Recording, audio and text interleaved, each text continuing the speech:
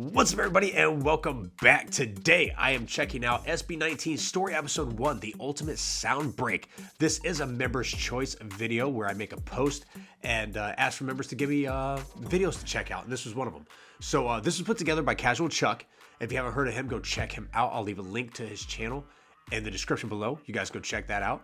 Also, if you want to see any of my content, or all of my content, I should say, before anybody else on YouTube, hit the join button, become a member today. You'll get that all early. It'll be there first. But this is about SB19, like I said, an amazing boy group.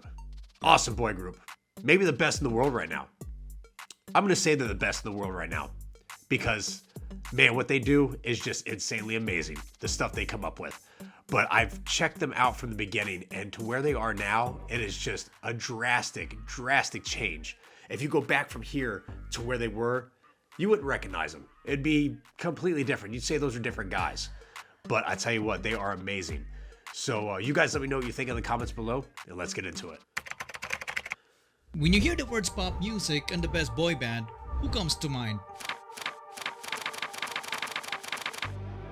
What if I told you that the most overlooked boy group in our generation might be these guys? I think he's right.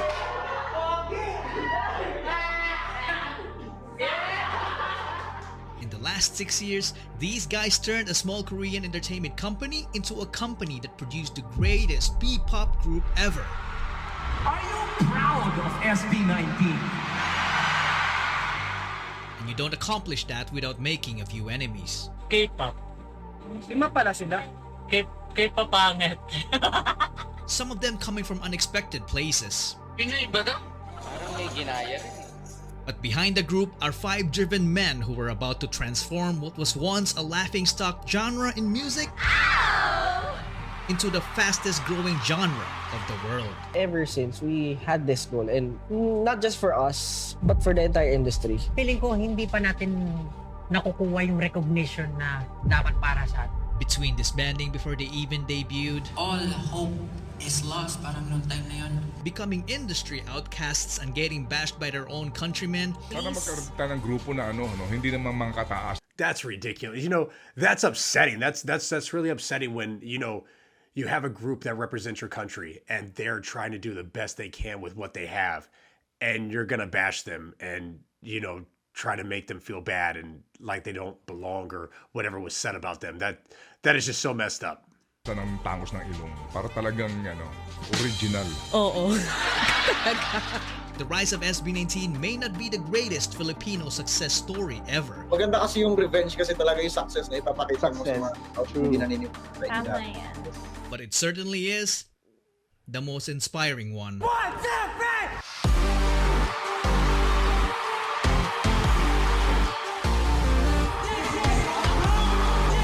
They work so hard. They put so much work in.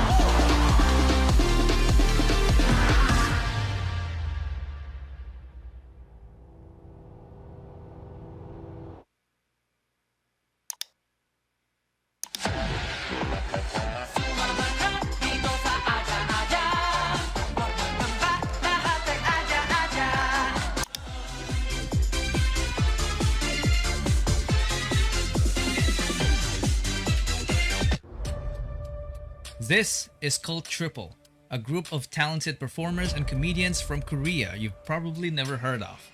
They were formed back in 1994 when the word K-pop hasn't even been invented. In 2002, one of the members made the biggest mistake of his life, which will change the entire course of P-pop history.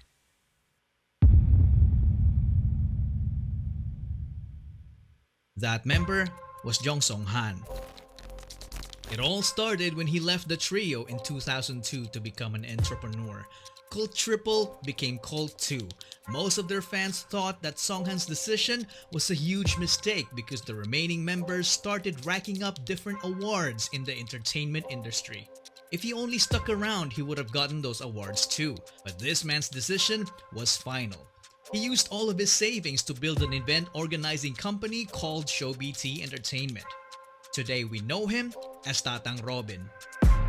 Fast forward to 2015.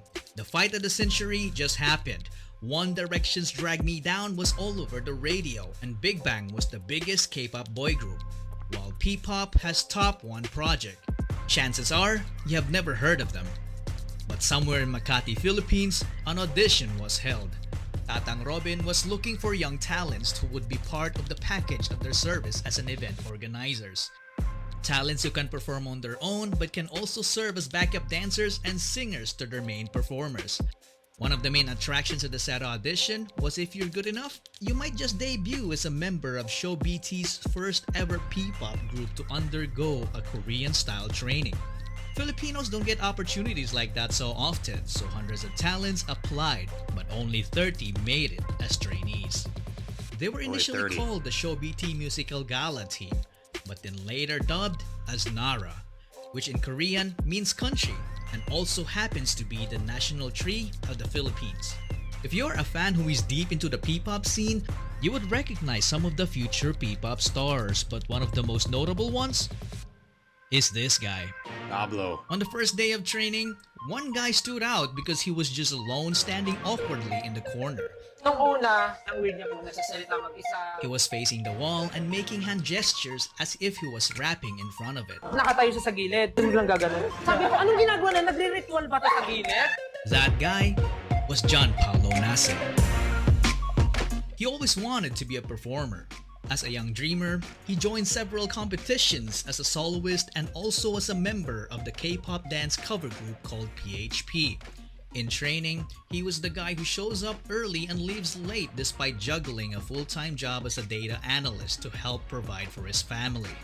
I'll tell you what, this is a really cool documentary so far. I'm loving it. There's a lot of information here. Chuck, you did a lot of work. You went and got a lot of, information and data and all kinds of stuff. I've never seen half of this stuff. This is crazy. You did a lot of work. Man, you put some work in. I appreciate it. This is awesome. He was selected due to his undeniable diligence and leadership qualities. He is known to have critically acclaimed songwriting ability. Some of my sources even said that he had already written dozens of songs at this time. I wouldn't be He's surprised. also a badass rapper and was often called a genius but consistently denied it because he claimed to be just a hard worker. This made him the destined leader of the group. He was known as Sejin at the time, but later would be known as Pablo. 30 trainees are a lot of trainees. It would take a very observant person with an eye for talent to notice Pablo in that corner. So who was that observant person with an eye for talent? Well, he was also a trainee. Stell Ahero. He was only a kid when he started competing as a performer. As a dancer, he racked up win after win on a national level with his school crew and became their official choreographer, Man, he's so teaching young. crewmates 2 to 3 years older than him. He later joined a dance crew called Seon and went on to win international titles. Stell obviously worked so hard. Amidst his studies and competitions, he also worked part-time as a McDonald's service crew and teaching dance to kids with special needs. Man. There was a point that he worked too hard that he wound up in the hospital. His poor health caused him to lose his earnings and nearly his life. Fortunately, Damn, Stell. he was able to recover.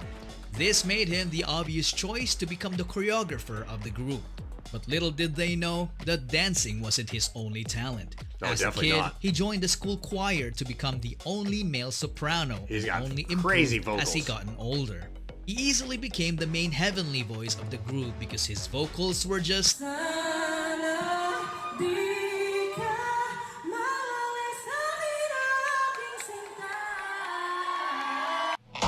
Yeah, out exactly. of this world. Unlike Pablo, Stell was very friendly to everyone. In fact, one of his closest friends also auditioned and made it as a trainee. This friend is nothing to be trifled with because having the worst upbringing among the others made him the strongest when it comes down to pure guts and determination. Josh Cullen Santos. He left home at the age of 16 and it was his decision. From growing up in a toxic environment to being physically abused as a kid by their nanny. Man. I'm talking about getting poured candle wax all over their body. Oh my At God. an early age, he experienced what it felt like to be a member of a middle-class family that went rock bottom in just a matter of months. They get evicted from medium-sized apartments to increasingly smaller rooms. It came to a point when his family had nothing to eat with rice but ketchup and salt. They had no permanent address. Because of that, Josh and his sister dropped out of school multiple times, so they got bullied at school for being repeaters. Sometimes he would even get into fistfights for defending her. Josh had enough of this, so he decided to leave to become independent and started working as an internet cafe attendant. Using his own income, he took the alternative learning system to attain his high school degree. He initially had no background in performing. Not until he found Stell performing with his dance group called Seon. Josh became an instant fan, and when they connected, Stell became his mentor, which led to them becoming co-members, and they went on to win numerous K-pop dance cover competitions all over Asia. Man, Josh, that's an inspirational story, man. That is a fantastic inspirational story. Josh, man, you've done amazing.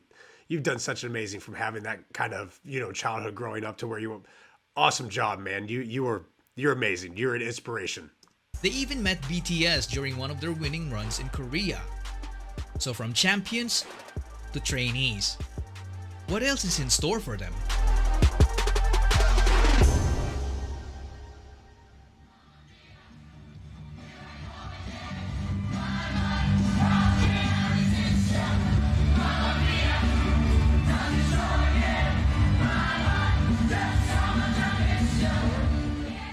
From then on, their lives became all about performing in small events and training.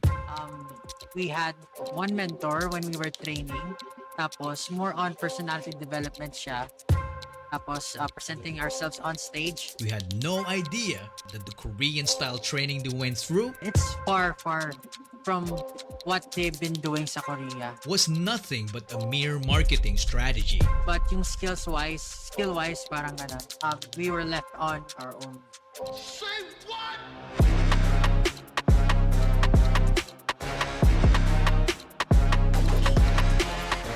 They were left alone to fend for themselves, sharing knowledge to improve each other with the hope of making the cut.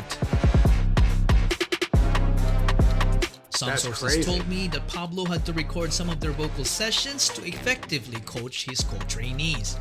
All of that without salary. This went on for roughly a couple of years, and I don't know about you guys, but this for me sounded kind of brutal. That's insane. It's not easy to keep doing the same thing over and over. and over again without any form of guidance. They were also kept in the dark about their debut date. So frustration started brewing until it reached the point when it only took one trigger to call it quits. On one seemingly normal training day, all trainees were already in the studio, except for Josh. On the same morning, the train broke down. Nasira yung MRT during that time. Nasira yung MRT. Sinuspindi ang operasyon ng MRT dahil sa power outage. It wasn't really an accident, but this would still worry anyone, especially the trainees, because it's highly unusual for Josh to miss training. Later that morning, Josh arrived. His co-trainees felt relieved because Josh turned out to be safe. You would think that their company would react the same way, right? Wrong. They decided to terminate his training. Na-late ako, tapos tinanggal ako. That was the trigger.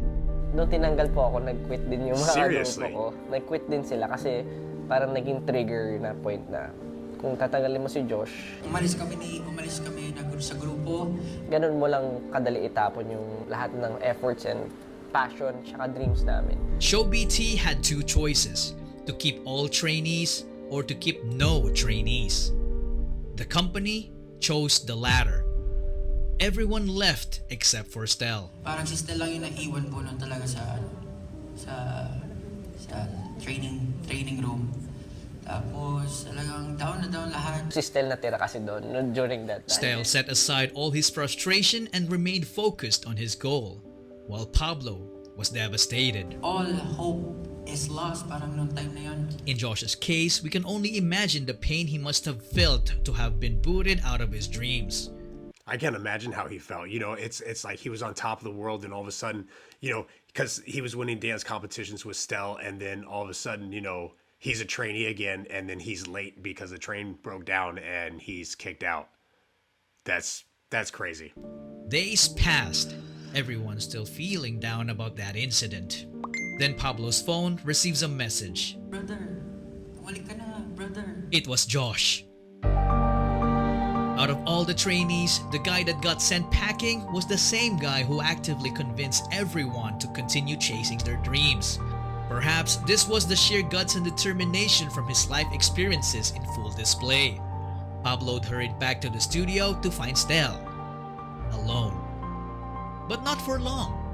Josh came back next and took the initiative to convince the company to have them back. Pumunta lang po ako doon at syempre kung kailangan na makiusap. So back to training, they went. Hindi na lang magkahiwalay yung grupo pero bumalik sila kasi hindi nila ako inuwan. That company was so lucky. At least for a short time. There was only 3 of them for a while. Then a few other trainees started coming back. So ShowBT put together a talent workshop to get more talents to keep the business going. This was batch 1. This was batch 2. Target locked. Justin de Dios. He got scouted right away because he was a very good-looking guy and already was a decent singer and dancer. When he joined, he immediately saw a familiar face in Josh. You look familiar. As do you. Apparently, Josh told Justin about the workshop because the two already had a stint performing together in a dance cover group called Zero to Hero. So Justin as well wasn't new in the world of performing. He auditioned to be a part of the televised Pinoy boy band Superstar, but he didn't even make it to the live auditions. Perhaps it was fate. That group is nowhere to be found today. Justin obviously deserved better. He went on to finish his college degree in multimedia arts while training, which earned him a filmmaking skill that would prove very crucial to their success in the future. With Justin on board, this completed their prototype boy group. It's composed of Justin, Pablo, Stell, Josh, Zeno, Kurt, and JP. They did multiple test runs leading up to their entry to Pinoy K-pop Star 2017. They performed B-Day by Icon in an epic fashion, but they didn't win. At this point, ShowBT seemed to have hit a roadblock. The group felt like something was missing. I don't exactly know what happened to Zeno, Kurt, and JP. They either quit or ShowBT felt the need to let go of them and get someone who could take this already great group of guys and push them to achieve the next level. The extraordinary level. This years in the making project of ShowBT needed to reach its peak. So they started the online auditions. When Josh heard about it, he was like, I know a guy. So he knew Ken too? The guy he was talking about was a pain in his butt because their groups have clashed multiple times in their early dance competitions and their battles were like a always rival. neck and neck. That guy's name was Philip John Suson. He was such a specimen. He was so naturally gifted that excelling in sports looked like a walk in the park for him. He grew up in the church under the care of his grandparents. He was an artistic kid, so he was active as an editorial cartoonist in school. Nobody taught him how to play musical instruments. He taught himself by just listening to the music, so he ended up becoming a southpaw guitarist, but he later then fixed it as he learned more. He was also a gifted singer as a kid.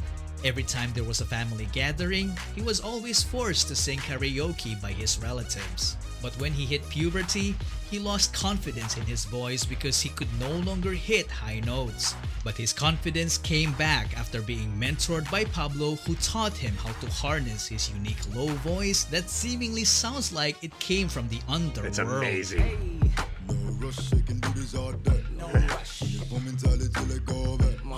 When it comes to dance, he didn't know he could do it until he was forced to in order to get good grades during their school intramurals. After discovering dance, he transformed from a guy who didn't know it to someone who can fly. That's crazy. Because of his raw talent, he ended up teaching dance to the entire school and continued on to join the dance group called Amigo 7, a would-be rival of Josh and Stell's crew, Seyon. It quickly became a reverse if you can't beat them, then join them kind of deal. So Josh recruited Ken. But there was a problem. He was hundreds of islands away and didn't have the money. What did Josh do? He shelled out for his plane ticket. With nothing else to... Man, Josh, you are the man. You really are. This group might have all come together just because of Josh. I mean, he was the key to the lock. He really was. That's amazing. lose, Felipe went and left his previous life in the countryside. He then trained with the boys and officially debuted with them as Ken, the main dancer, the bass vocalist, and the lead rapper of the group. One thing to note is that they were an unlikely bunch because they wouldn't have met each other if Tatang Robin stayed with his already successful group in Korea. Justin didn't make it in his first audition, so he almost didn't try again until Josh told him to do so. And Ken wouldn't even have the opportunity to join if the ShowBT trainees didn't come back after that quitting incident. And that, ladies and gentlemen, is the butterfly effect. When a small and seemingly insignificant occurrence has a rippling effect through time, leading to a consequential event sometime long after the initial event. Or as Google would put it, the phenomenon whereby a minute localized change in a complex system can have large effects elsewhere. Tatang Robin's so-called mistake back in 2002 led to forming the future P-pop Kings. In 2018, SB19 was formed. The name of the group was carefully picked. The number 19 is the sum of Korea and the Philippines country code digits, 82 and 63. So 8 plus 2 plus 6 plus 3 is 19. If you subtract both numbers, you also get the same result. SB doesn't only mean ShowBT. It is also about their ultimate goal for Pinoy sound to break into the music industry, which is fearlessly represented by this phrase: Soundbreak. Hey, this is cool.